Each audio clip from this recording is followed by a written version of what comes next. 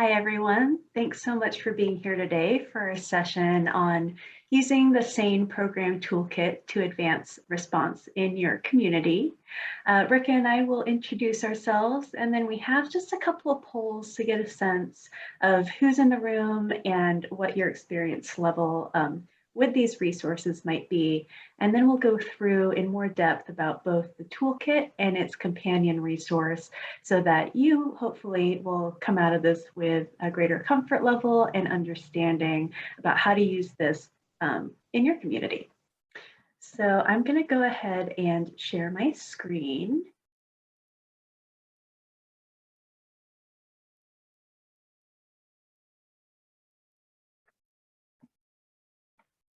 Okay, so very first of all, I want to thank a grant that we have through OVW for supporting part of this session. Couldn't do it without them. And then for myself, I know many of you, but for those who don't know me, my name is Nicole Broder. My pronouns are she, her, or they, them. And I'm a sexual assault nurse in the Portland and Vancouver metro area. I have been since about 2015. And I've been the SANE coordinator with the Oregon Sexual Assault Task Force since 2016. So in that role, I've done a lot of training, both basic and advanced for SANEs across the state. Also done some multidisciplinary training with folks such as law enforcement, prosecutors, crime lab advocates and such. And my original background, actually back from 2006, is as an advocate. I started out as a campus sexual assault advocate and then became a community-based advocate down in California while I was actually going through my nursing school prereqs. So have a lot of fondness for both the SANE world and the advocacy world as well. And very grateful to get to share this resource today. And I'll go ahead and let Rika introduce herself. Yeah, I'm Rika Martini. I currently work for the Oregon Medical Association as their advocacy specialist. How I got involved with the Sexual Assault Task Force is during graduate school. I did an internship with them to help work on this toolkit. Prior to that, I worked as a crisis response advocate for Center Against Rape and Domestic Violence, which is a community-based organization in Corvallis, and they serve Lynn and Benton counties. And Rika was a huge help getting this toolkit going. So it was a really great summer getting to work with her. So before we get started, I'm going to launch a quick poll first, checking on how strong you feel the SANE program is in your community. And that should be showing up for you all. Let me know if it's not. The options I have here are that your SANE program is very strong, strong, mediocre, weak, very weak, that it fluctuates significantly, and so maybe you can't really come up with one descriptor, or that you're unsure because you haven't interacted with them much yet.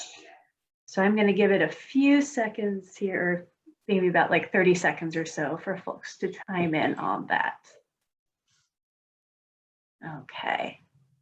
So I'm going to go ahead and see if I can share these results with you all. Okay, so unfortunately, no one feels like their program is very strong. And then it was pretty equally split between strong, mediocre, weak, and very weak, and then also unsure because of lack of interaction. So my hope is that talking through some of these resources today will maybe give you some ideas on how your SANE program in your community can be strengthened and some of the resources that are available for that. I want to do one more poll before we get going talking about it, which is whether you have experience yet with the SANE program toolkit and companion resource. We released those earlier this year, so they're still pretty new. And so the four options that I have here are that, yes, you've used some part or all of this toolkit or companion resource, that you've looked through them, but maybe haven't actually implemented anything yet, that you haven't, but you're considering using them, or that you haven't and you're not likely to. Maybe you're just here to just know a little bit more about what it's about, but not really planning to use it.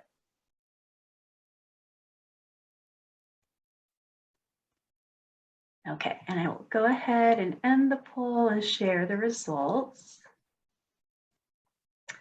So it looks like no one's gotten a chance to use it yet, but a few people have gotten to look through it, maybe haven't implemented any aspects yet, and then some folks haven't gotten a chance to look through it, but are either considering it or might not. So my hope is for those of you who have looked through it that sort of the guidance and us talking through it today will give you some ideas about how to go about implementation. And for those of you who haven't had a chance to look through it, that it will maybe help guide what in there can be most helpful, because I know that we're all inundated with resources these days. And so the more that we can help you use this in the way that is most efficient and beneficial for you, that's really our goal. So I'll go ahead and stop sharing that and we'll go back to our slideshow here. So I did want to give you a little of information on the background, what led us to think up this toolkit and the companion resource in the first place, which is in my role as SANE coordinator, I used to be our staff liaison to the medical forensic subcommittee. Patty Kenyon, who is our forensic nurse examiner coordinator, now is our staff liaison there. But in that role, and also just being one of the main touch points for information, support, and resources for SANEs across the state, I found that I was getting a lot of questions from folks who were in particular building new SANE programs and felt like they were kind of starting from scratch and really needed a leg up. Oftentimes I was hearing from folks, do you have any sample policies that we could look at? And the answer was really that we didn't have a lot. Those of you who work a lot with hospitals probably know that sometimes getting hospitals to share information, especially policies, can be very difficult. It's like pulling teeth. So that can be pretty hard to do, even at my level, and then especially for folks who are trying to start a program from the ground up. And then the other thing is that because forensic nursing and sexual assault nursing is still such a new specialty, there were a lot of folks who just didn't really know what these programs looked like at all. And so that made it really hard for them to build up programs in their own community. And it just created a lot of barriers to even getting started in the first place. On the kind of complementary side of that, I was also hearing from SANE programs who were well established, had good response going on, maybe pretty consistently 24/7 or a good core group. And then all it took was for one or two of those key players to leave. And sometimes that program was back to ground zero, which was really tough because then they were in this kind of double bind of having to rebuild a program from scratch, but also having the expectation already in their community that they could provide this service. And so I don't know if that's better or worse than having to build a brand new program from scratch. I guess we don't really need to assign value to it, but certainly a lot of challenges there to be able to keep a program going when we know that this is a specialty with quite a lot of turnover, both in terms of SANEs themselves, and then also sometimes with the community partners who are helping to support these programs. So that was really the impetus behind us wanting to create this toolkit. It was to gather resources from across the state, take this really new and variable specialty, and try to make sure that we had some kind of keystone foundational resources and support that folks could look to.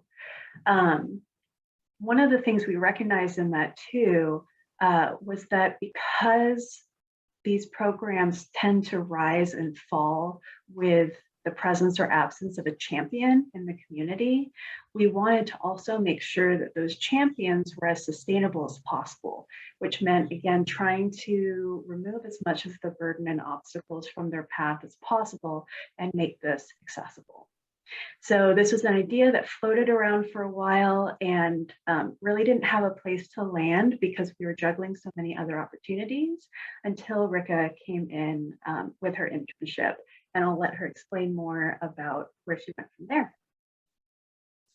Yeah, so when I began working on the project, I kind of came up with 3 key questions to kind of help guide me in deciding what needs to be included. And first, sort of just thinking about if somebody was trying to start a program completely from scratch, what are all the things that they need to think about, what they need to know in order to be able to start this new program. And then also, I wanted to consider what resources were already available, how can those be condensed into a single resource, and then also where are the gaps in the resources that may need to be filled in order to have programs be successful. And then, so my process for figuring out what the content needed to be is I started out with reviewing the resources, both within the Sexual Assault Task Force, as well as other organizations, what resources were already available. I did some literature review. Initially, when I started, I thought I was going to make a really great evidence-based, everything was going to be based off research. Then I realized there wasn't a whole lot of good research on specifics. There was some research to show that like SANE programs are good, but there wasn't a whole lot of like, this is exactly what you should do in this situation. And so I really had to rely on other sources, like talking to experienced SANEs and what works for them. I was able to use some of my own background as an advocate, having seen exams and seen what was beneficial to survivors. And so using that to kind of fill in the gaps where there wasn't research available. And so I talked to a bunch of different SANEs at a bunch of different programs. I talked to advocates from across the state. I attended a mock exam, which was super helpful to be able to see kind of new SANEs and what maybe some of their gaps in knowledge or resources that might help them. So that was helpful. And then also I looked through lots and lots of emails of technical assistance requests that Nicole had gotten to see what are programs asking about, what are some areas that they may not understand, how can we summarize that information to make it accessible and easy to get those questions answered. Thank you, Rika. And one thing I really want to highlight from what Rika just mentioned is a lot of the lack of good literature around this stuff.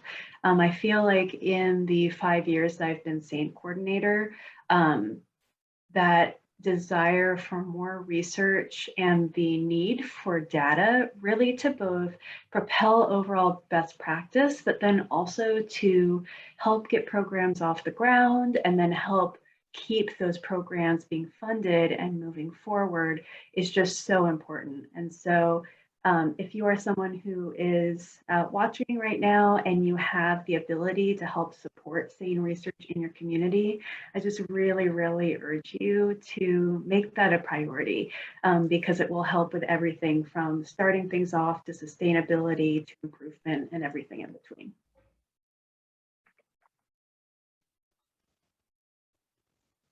And I was fortunate to be able to talk to a bunch of different programs.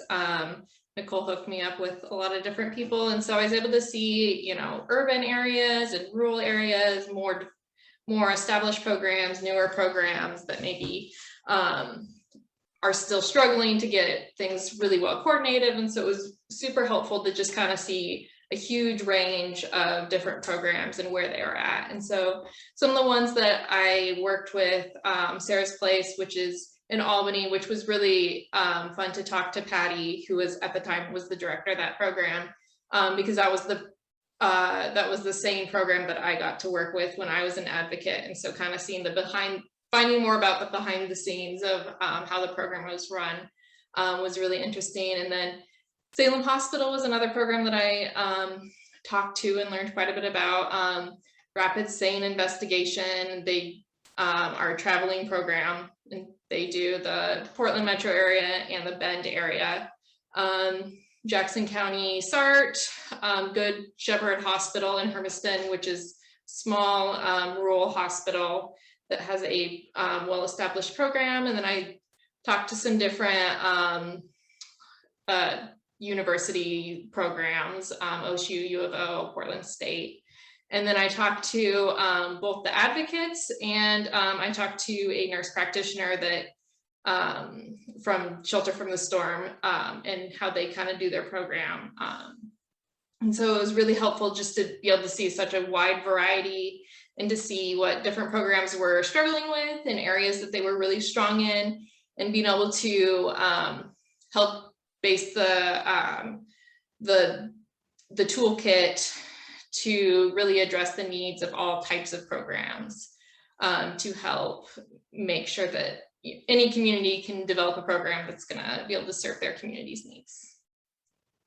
And for any of you who are attending today or watching this recording in the future, who may have participated in this with Rika, just big thanks from all of us at the task force for your help. Okay, so I'm going to talk a little bit about using the toolkit. For those of you who have already looked through it, some of this may be a little bit of repetition from what you've already seen, but my hope is, again, to give you some pointers to just maximize efficiency. I know none of us have enough time these days, so the more that I can kind of get you ahead, the better. So this is what the front of the program toolkit looks like. It is available on our website. It's also available for download through the Whova app in the session description for this session. But it's available on our website as in both an e-reader that you can actually read on the web page and as a PDF download. So the majority of this toolkit is taking the content and guidance that Rika collected from these varying programs across the state, and trying to really synthesize them in a way that is accessible for a program at any level of development. I do want to acknowledge, in putting the toolkit together, we tried to be like as concise and pointed as possible. And there was also just a lot of information that is useful for folks. So I do recognize it's long, and I hope that it's long because it's chock full of information that can be useful to you. There's a variety of ways in which information is presented. Besides just the straight up content, Rika was really great about also putting information in checklists and putting that in bullet points in ways that just made it a little easier to kind of compare, contrast, or to go through different things. So this is just an example of what some of the checklists look like, and then also some of the charts so that you can just get that information quickly and be able to compare it all. There's also lots of additional information that either Rika put in or that I put in, kind of expanding on some different concepts that folks may be more or less familiar with. And so this is an example of what one of those boxes look like. They're always in little light blue coming out from the bottom or the side. And so this one, for example, is following up on a content you can see that talking about person-first language may be particularly useful. And if you don't have a lot of experience with what that means, or if you're maybe working with colleagues who don't know what that means, even if you might be familiar with it, we hope that this little box of extra information, kind of going more in depth, will just help with some of those concepts and either be a good resource in and of itself, or be a starting point that you can use to get the basics and then look further into it if you'd like. So we have these boxes on everything from like person-first language to pronouns, some of the different ways that agency can really be promoted among patients, so a whole variety of things. Now, for new programs, we really tried to lay out this toolkit in a way that's kind of chronological for a new program's needs. And so this is the table of contents right here. And I just sort of wanted to explain a little bit about why things are in the order they are and how we anticipate that that can build if you are creating a new program from the ground up. First off, we started with survivor-centered care, which also has a lot of trauma-informed care elements. besides or even before an actual program is there, these tenets of survivor-centeredness is just so important to set the stage and make sure that a program will be successful, that it's operating in a context that will support it. And so we put that up front for a reason, because none of the rest of this matters if that isn't grounded in the center of this program.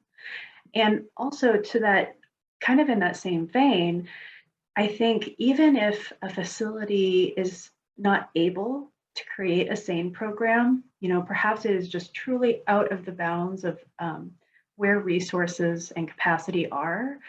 Even if a facility is just implementing survivor-centered care, they will improve the medical response that they're providing for these patients who have experienced a sexual assault. So again, it's there kind of to show where our priorities are and to really ground things well. And then it was only after that that we put in the SANE SAY program basics. So for those of you who are unfamiliar with those acronyms, it's Sexual Assault Nurse Examiner and then Sexual Assault Examiner, which would be the same medical forensic training. The only difference is whether the actual practitioner comes from a nursing background or a non-nursing background. But it's in those program basics that Rika really synthesized the information that she got from these programs across the state in terms of different ways that they could be set up. It also includes lists of like what kind of supplies are needed. And even more than that, what are like the basic supplies you need? And then what are the additional supplies that maybe aren't absolutely essential to get this started, but can really help? So all of those like really just foundational early building blocks are in those first two sections there. From there, we go on into some of the like contextual nuts and bolts. So as I mentioned, a lot of the questions that I got from folks before this toolkit was created was asking about whether there were sample policies they could look at, and then also asking about like laws and regulations that they wanted to make sure that they were in adherence with, or maybe that they were worried that their facility was not in adherence with, and they wanted to have something to go back to advocate for really proper response for sexual assault patients. And so those two bits here, laws and regulations, and then there's a piece on policy development on how to approach that. We don't have the sample policies in this section, but I will talk about that a little later and explain where they're located and why. But the thought here is, okay, once you kind of know those really basic building blocks, then you need to make sure that your facility is approaching this in a way that is responsible for all those contextual pieces. And then after that, we have 4 sections that look a lot more at the actual like day-to-day process of a program. These 4 sections start off with a section on community partnerships, which again may not necessarily seem intuitive if you're coming from a place of, well, I really just want to get this like a SANE at our hospital up and running. But similar to why we put survivor-centered care at the beginning, we really feel like these programs cannot exist in a vacuum, should not exist in a vacuum, and that those partnerships are essential for making sure that the program succeeds to begin with, and then also that it remains sustainable over time. And so I know that many of you here today are not medical background yourselves, but are from community agencies and are more of those community partners. And my hope is that that section, if you don't have a strong champion at the hospital yet, or even if you do, that section may help just give you a little bit of official backing to advocate for yourself and advocate for the program. And then from there, it goes into the exam process and evidence collection and safety planning. Those are in that order because we always feel that the medical care of the patient is the #1 priority of that exam. Obviously, it follows whatever that patient wants to have or not have. But we always like our SANEs to keep in mind that we are healthcare professionals first, medical first, and that evidence collection, the forensic piece, is a nice additional offering that we can provide the patient, but that it does not take precedence over the medical care that we are providing. And then safety planning is in there towards the end because we typically do that as part of discharge. One of the things that we do discuss in the safety planning section is that advocates tend to be the best people to lead a safety plan.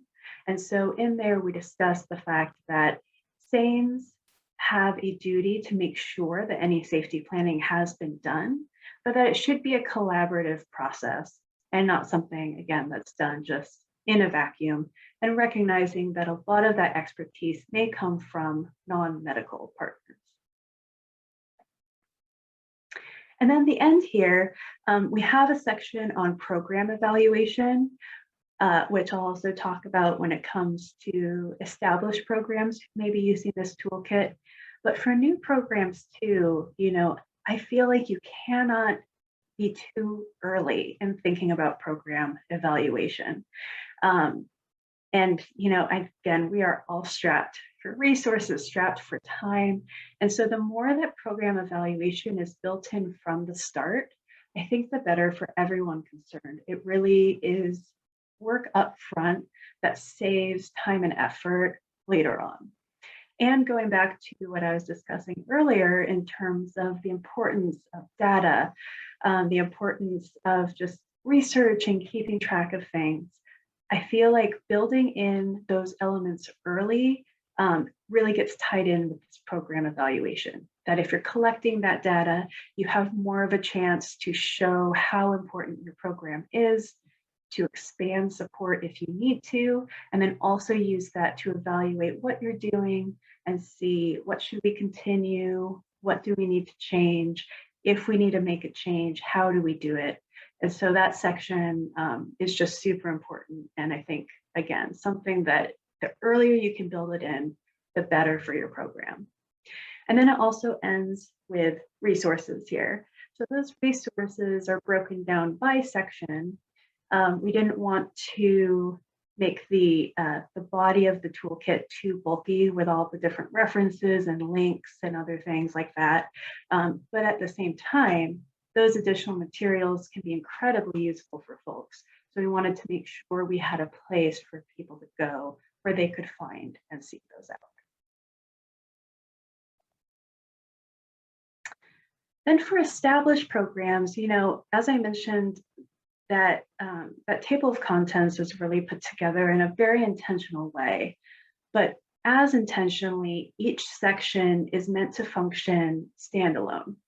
So that if established programs, feel really good about their survivor-centered care, but maybe can't quite remember, have evidence collection processes changed, or is our exam process being done in the right way, they can really just go to that particular section and utilize that to check on their current processes and to improve them if necessary.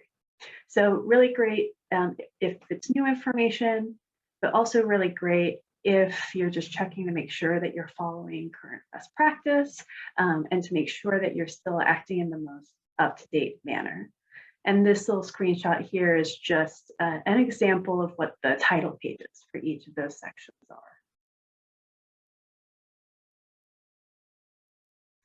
Some of the sections can also really help with quality assurance and quality improvement. If you weren't able to get those processes started early, or if maybe they're kind of started but could be stronger, a lot of these sections, because they do incorporate local best practice and input from all over the state, they can really be used to help build QA and QI measurements. And I included just a little partial screenshot of one of the evaluation pages, just because I feel like, again, that's such an important element that sometimes can get missed when we get really focused on just that immediate response. But Rika found some really great evaluation resources, and I really encourage folks to check that out. So that's the toolkit itself. And then we also have a companion resource. And what the companion resource is it's all the materials that your SANE program may want to use or adapt for their own purposes. So rather than strictly being content, this toolkit companion is actually available in a Word document so that it can easily be lifted, changed. You know, you can add a hospital logo, you can change some of the wording, and we tried to make that as easy as possible, just to try to make this accessible for folks. So that's what the title page looks like there. And it's broken down into two major sections. The first section is sample policies. As I mentioned, we've gotten a lot of requests for policies over the years. And so we took some of the most commonly asked for policies, and Rika was able to create kind of a template for what those would look like at a basic level. So new programs can take those policies and use them as a starting point. You know, if the policy works for them as is, they can just directly copy it over. If that policy just needs a few tweaks, again, it's in a Word document format so that it can be edited. And then for established programs, this is also a good check-in where they can just compare their current policies against these sample ones to make sure that the nuts and bolts of what's in that policy is there in their policy as well. So it just creates a little comparison for what you want at a minimal level. So this is an example of what one of those policies may look like.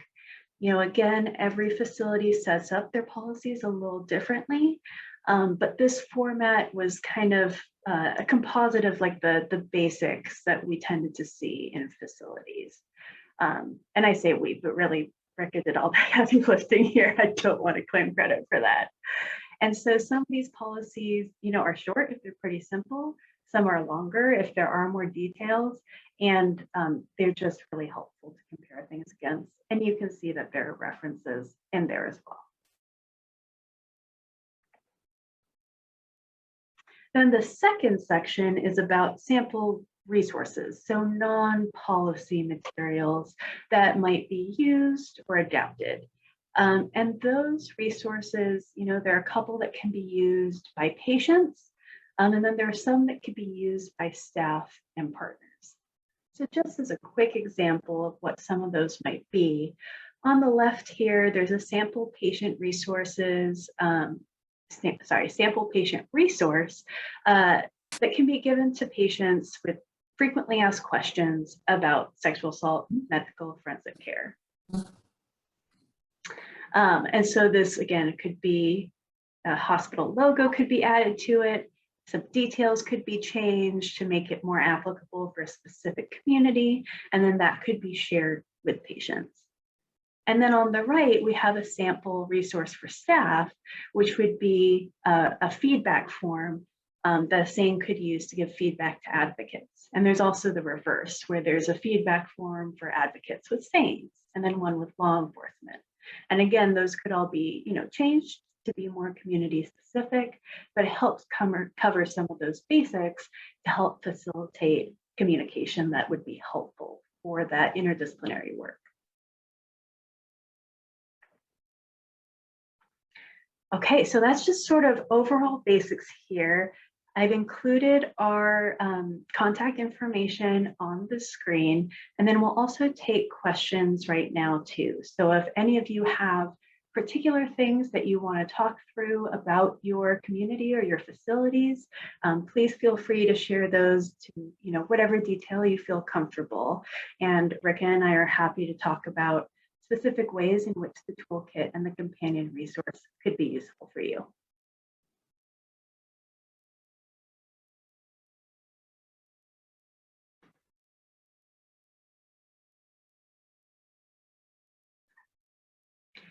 And while folks are maybe thinking of questions, if you don't mind, I'm going to ask for a couple of just pieces of input, if you don't mind putting in the chat, that I would find really helpful.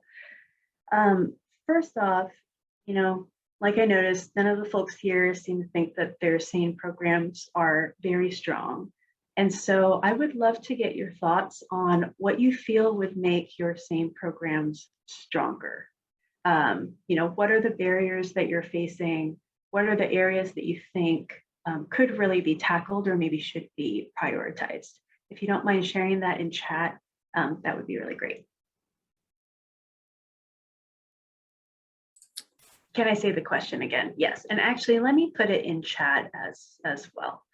So the question was, what do you feel could make your community SANE program stronger?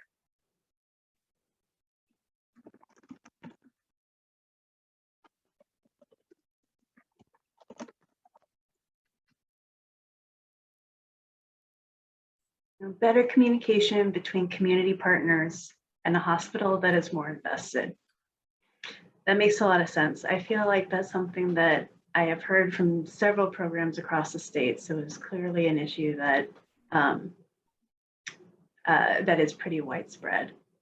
And Rika, is this something, I realize it was a few years ago now that you interned with us, but do you remember, is this a topic that showed up in some of your communications with community partners? Yeah, I definitely saw there's certain areas that definitely identified their hospital not seeming to be very invested, both coming from SANEs working within a hospital saying that like the administration didn't seem to be invested, but also from like community programs saying their local hospital didn't seem to want to be a part of the SANE program. And so there was some community programs that kind of went their own way rather than working with the hospital. Hospital staff having a basic understanding about our role as an advocate and also understanding our program. I have definitely heard that as well. And I would say that, anecdotally from my side, I've heard that be an issue over the years, but especially in the past year and a half with the effects of COVID. And I don't know if that bears out with your all's experience as well. But I know, we've been doing some work with different advocacy agencies across the state, getting input on how COVID has affected their programs. As I'm sure you all know, we had to make the difficult decision to release a joint statement with OCADSVA earlier on in the pandemic, recommending that in-person advocacy be suspended. And so just checking in on that, so much further in the future than we ever really anticipated this stuff would last. And I know that that's been really hard for some folks. And that communication, sometimes wasn't super strong to begin with, and then also was even more negatively impacted. We are currently short on SANEs in our community, so we are fortunate enough that our hospital also contracts with RSI. However, the wait times for the nurse to arrive can be 2 or more hours. Understandably, victims just get to the point that they want to leave. Oh, yeah, that is a really difficult response time. And something else I'm definitely seeing because of the pandemic is that, by the way, just want to also say, I'm so sick of talking about the pandemic, and I'm sure everyone else is too. So I apologize that I'm bringing that into the space. And also, I imagine everyone understands how much that is affecting things. Something that I've really found difficult is that, again, even when I came on 5.5 years ago, certain communities in particular were having trouble getting enough SANEs to really create a robust program. And then with the burnout that we're seeing with healthcare providers and recognizing that SANE is usually an on-call position on top of another, usually full-time nursing position, I know that communities are feeling really extra strained right now. So that makes a lot of sense. Feel free to keep replying to that question if anyone's like in the middle of typing something up. But another question that I have kind of following up on some of what you've said is, and I'll put this in chat as well, but how does communication with your hospital and between interdisciplinary partners typically happen in your community?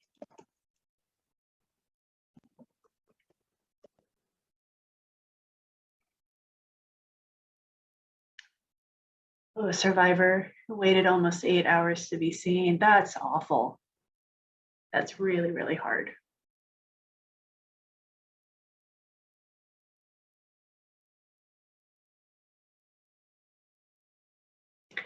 And while you all are maybe thinking about that question or replying, something that I do want to share with folks, just in case this is useful on your end at all, is that I was invited to do a webinar recently with the Oregon Association of Hospitals and Health Systems.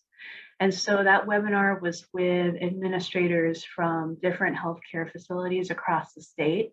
And what I was really emphasizing was all of the resources that are available for them to really try to make sure that their response to patients who have been victims of violence was as good as it could be.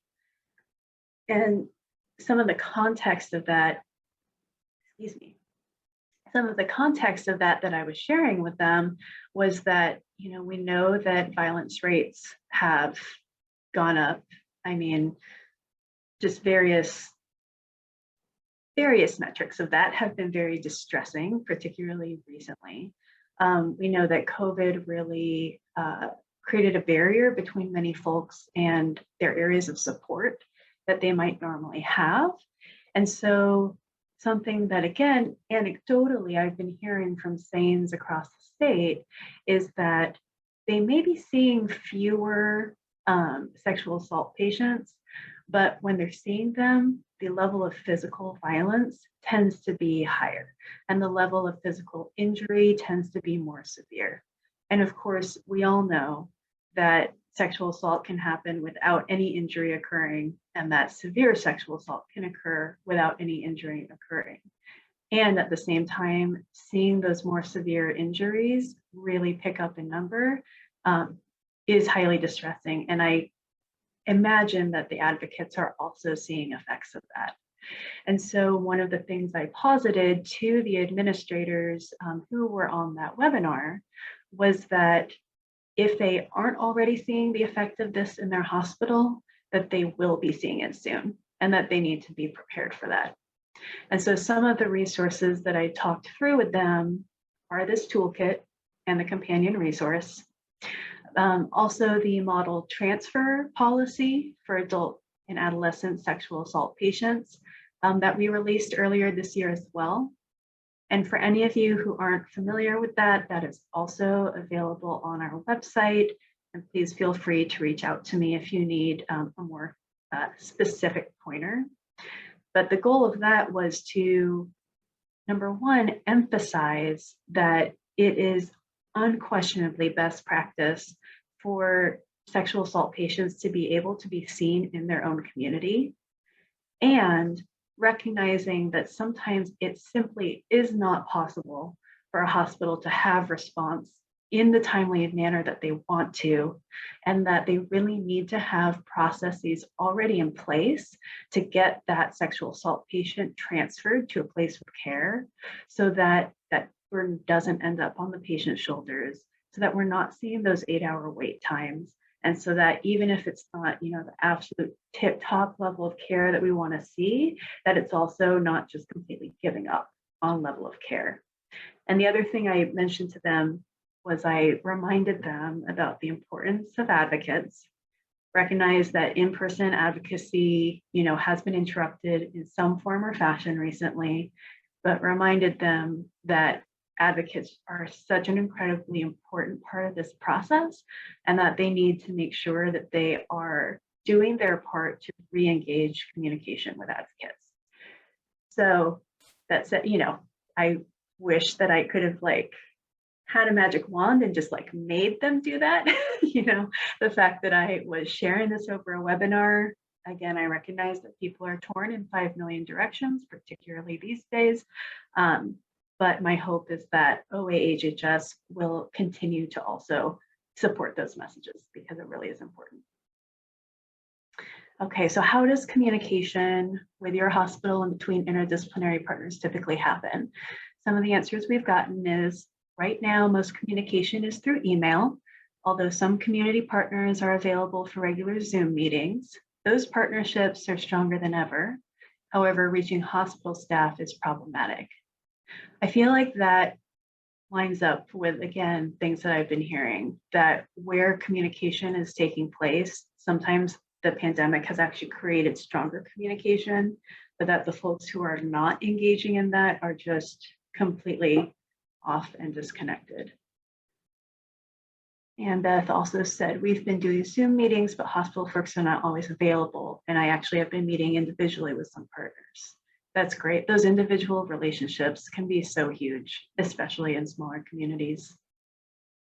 And then we also have during after hours crisis hours, we get phone calls to our crisis line from either the hospital or law enforcement. During normal business hours, we still get phone calls to our main number, but we have more advocates to respond. And for meetings, we do Zoom meetings. Yeah, that makes sense. And yeah, I find, even putting together the summit, one of the things that I really struggled with was how to try to balance all the different schedules that folks in general who are engaged in this work, often deal with such variable schedules. And then in particular, how to engage healthcare, because those are particularly wild schedules.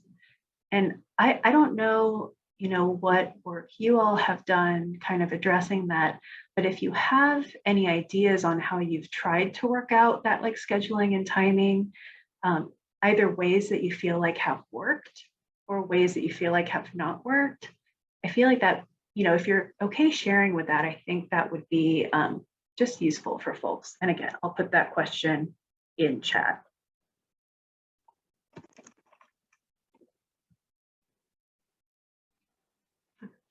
I actually have the secret phone number of the ED nurses station, but use it very sparingly. That's a great, kind of backwards communication route to have for sure. I don't know if you feel comfortable sharing this, Beth, and it's okay if you don't. But what led to you getting that phone number? Was it like an individual relationship where someone gave it to you? Was it something that was kind of more like a system thing that was set up? I'd love to hear more about that if you're okay with it. Molly says we have found Doodle Pools quite useful for meetings. Yeah, Doodle Pools are great. I've also used something called When to Meet, which I'll put in chat in case anyone is interested in checking it out. I have no commercial interest in When to Meet, but what I've found useful about that has been that you can just select a date range and then folks can highlight any of the times that they are available. And so then you can see where the overlap is instead of picking out times in advance. And Beth, thank you. Do you feel comfortable sharing? Oh, sure. I don't even know how I got there's no secret way to get that phone number. I think probably what happened is I got called from the nurses station at some point over the last, I've been working for Tides of Change, used to be the Women's Resource Center for about 7 years. And I'm just guessing that someone called me, and fortunately, you know how your phone numbers stay on in your phone system, even if you change phones. So yeah, there's no secret thing. And that's the difficult thing, because we have standing SART meetings, but, and we have a new ED director, all of these things contribute to because we lost that champion. We had a champion and then we had another champion. And so it has been pretty hard to get things running again. And thank you for all the help from the Sexual Assault Task Force. You guys have been great. We appreciate it. Oh, thank you. feel like now I slide Beth for $50 for saying that in our webinar. Yeah, I mean, really just to follow up on that, you know, I really appreciate when folks do reach out to us for technical assistance and help. You know, I wish I had all the answers. I don't. But what we do have is really great networks and communities and partnerships that we can engage to support you all. So please always feel free to reach out, and I'll again put the task force email in the chat here.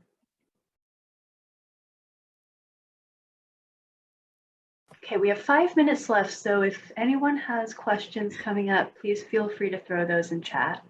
I don't have a question, but as long as I'm